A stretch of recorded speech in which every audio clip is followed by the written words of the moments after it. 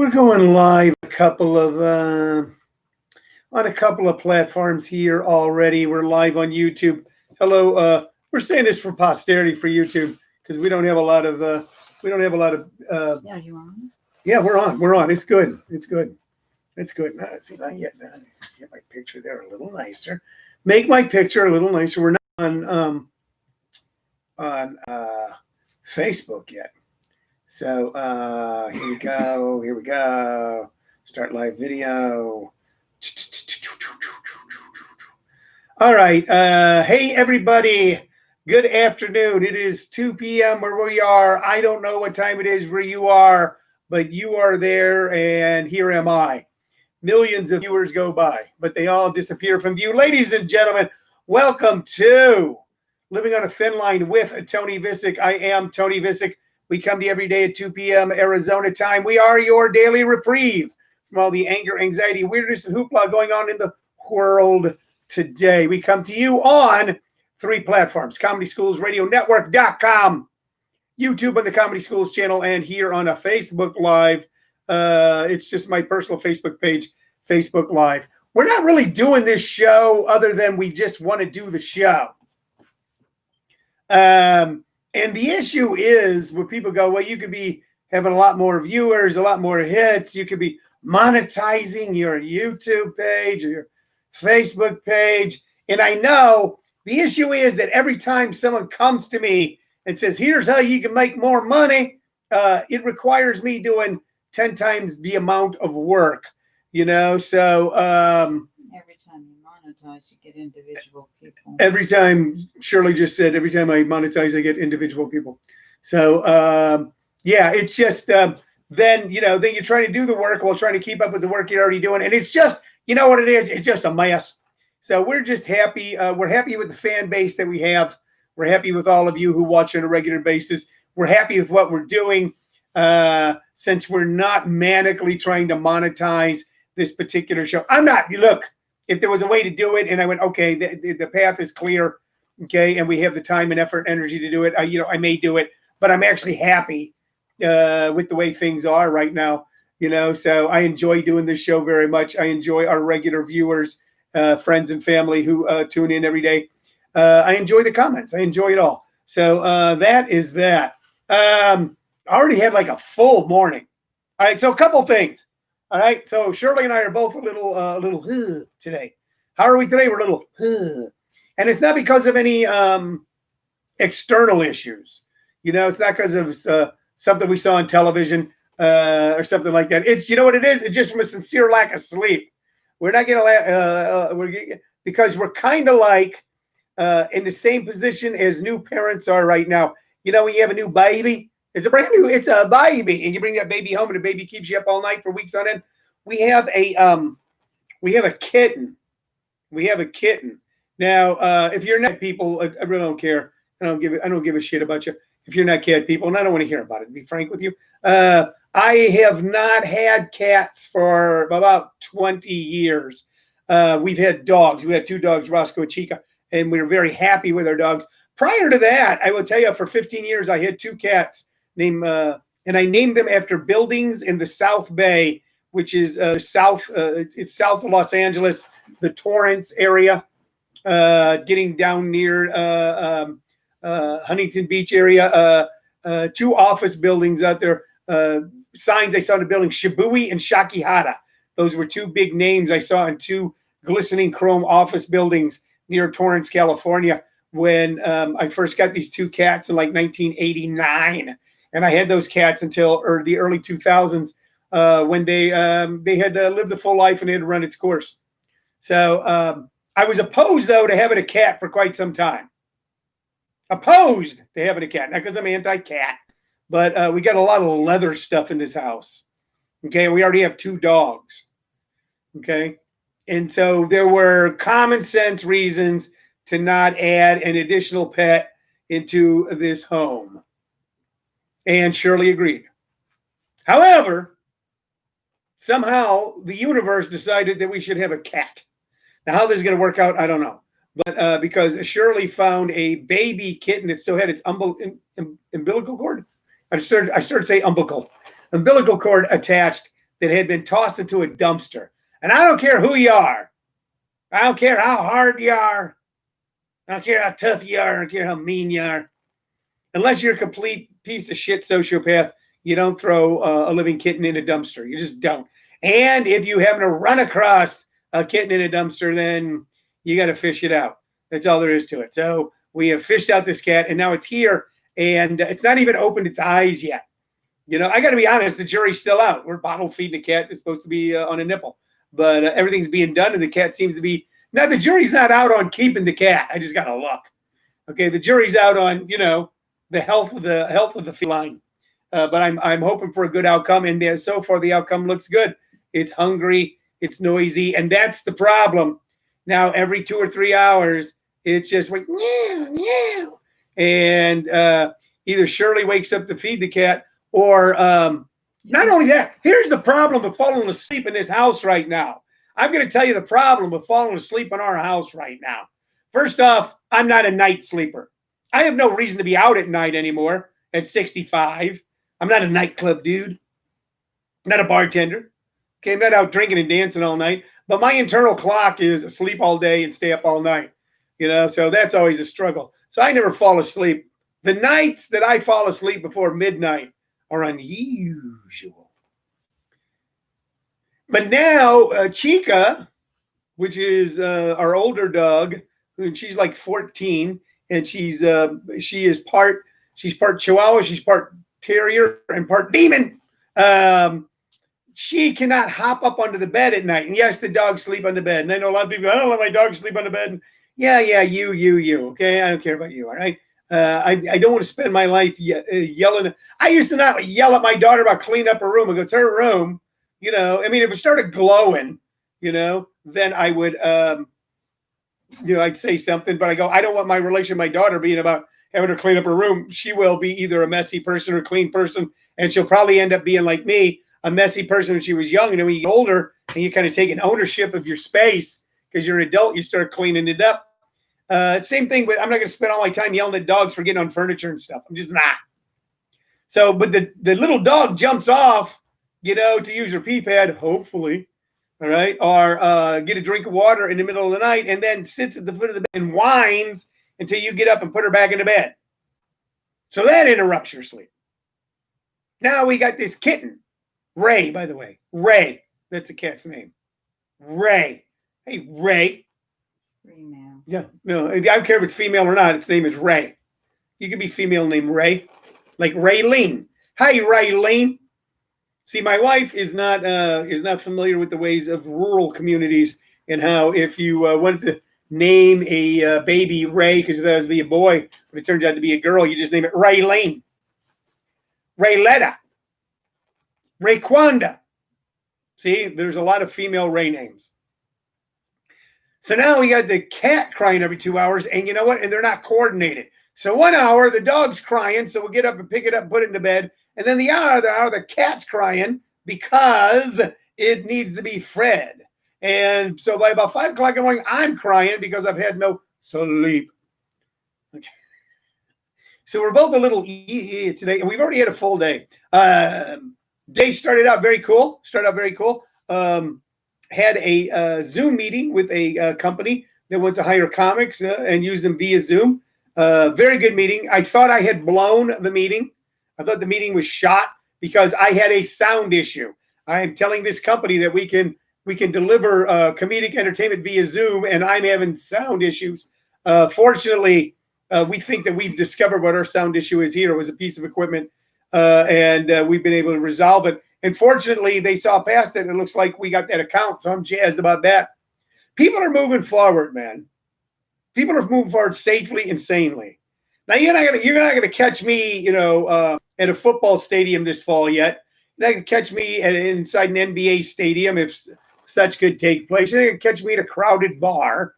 You're not gonna catch me in New York on a subway. I'm not a fool. You're not going to go into super spreaders. I'm not gonna go into super spreaders.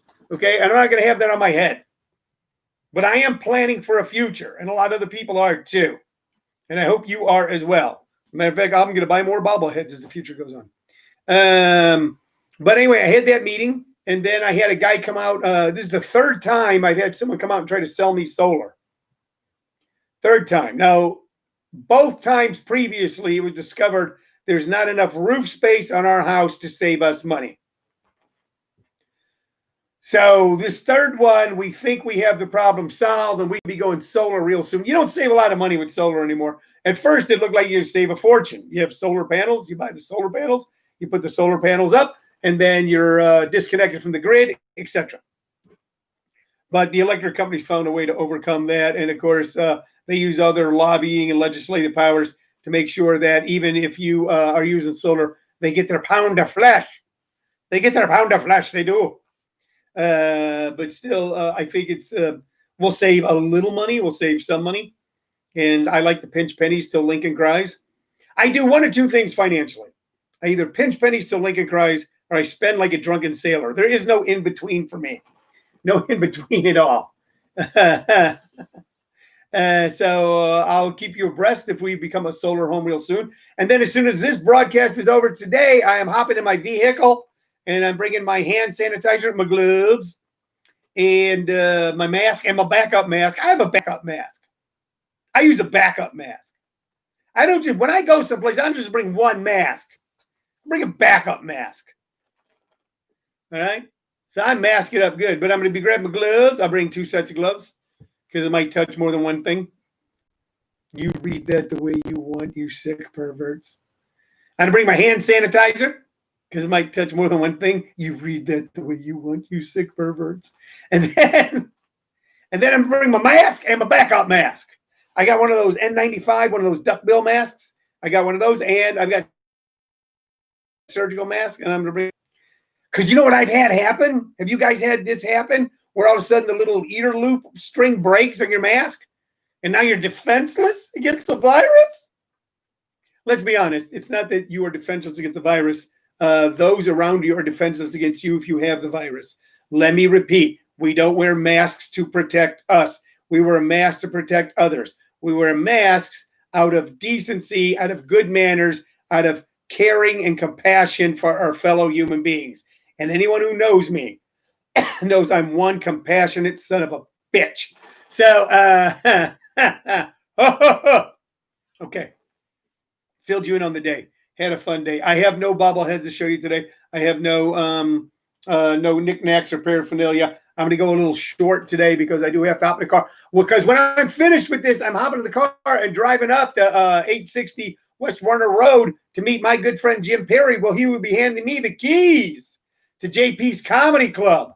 This is going to be the Greater Phoenix area's latest and greatest live comedy entertainment venue. Yes, we'll start out small. Make sure any audiences are social. There's proper social distancing, but we're preparing for the future starting today. And I hope you will have that same mindset. Abhinav Goyal has just said something very rude. Abhinav Goyal is trying to hurt feelings today. That's what Abhinav Goyal does. He goes, I thought you wore a mask so no one could smell your breath. No, Abhinav, that's why you have grown the beard you have in your face. I don't know if you've seen a picture of Abhinav Goyal lately, but it looks like Sherwood Forest attacked the lower part of his head. Josh Graves says so much compassion. You know, Josh Graves is a very funny guy. He is, by the way, Josh Graves has joined in the conversation. Very funny guy. Good old Southern boy. All right. Decent guy. Wonderful guy. And we've been compassionate towards you, Josh, because we've allowed you to speak to us. So, yeah, you know who saved your bacon a bunch of times, Josh? Shirley. There's been times that I go to Josh Graves. She goes, you know what? He's a good boy. He's a good boy. And I says, you don't know him as well as I do. Josh Graves is a very funny guy. If you get a chance to see him do a show live or on Zoom or in a bathroom stall at a bus station someplace, I highly suggest you check it out. But Josh Graves is one of the people who we were being socially distant from well before the pandemic, and it's kept us healthy. What can I tell you? Josh, you, Tina Michael will say, some people are 2 beggars and you're a 2 masker. That's right.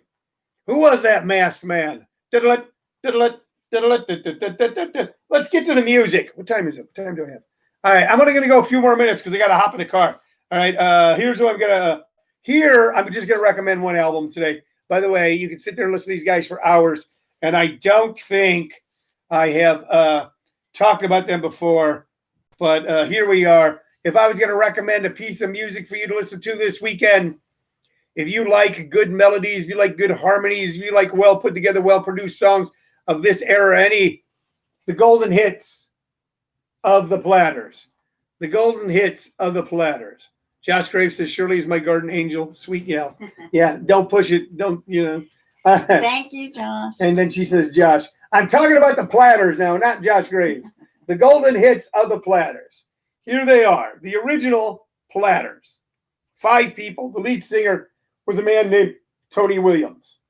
Here were some of their hits in the 50s and 60s. The Great Pretender. Oh, yes, I'm the Great Pretender. That's what Josh should play before he goes on stage when he says he's a comic. Only You. Only You. A beautiful song. I Love You 1,000 Times. That's okay. With This Ring. That's okay. My Prayer. Stunningly beautiful love song. You've Got the Magic Touch. A lot of fun. Harbor Lights. That's okay. And their version of a song from the 1920s or 30s, Smoke Gets in Your Eyes, which is just stunning. Then I'm Sorry in Twilight Time. So the big hits on here that I love. And these songs are kind of like the movie Goodfellas. If it's on, you can't help but watch it. If I ever hear these songs, I can't help but sit and listen to them. The Great Pretender, Only You, My Prayer, and Smoke Gets in Your Eyes. The Platters were incredibly talented group of singers. They were put together by a music producer and writer named Buck Ram. Buck Ram wrote The Great Pretender. Buck Ram wrote Only You. And Buck Ram, let's see, those 2 songs. There were also other ones that he wrote as well.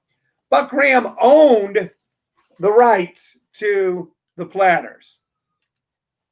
So Tony Williams is unknown to you, but you know the voice. If you've ever heard The Great Pretender, if you've ever heard Only You, if you've ever heard their version of Smoke Gets in Your Eyes, you have heard Tony Williams' voice and you think that guy is fantastic. You're what a good voice. But he is like so many of the doo-wop singers and even the rock singers and rock and roll singers of their era signed contracts that basically just made them employees. And Tony Williams, of course, had a terrible drug and alcohol problem.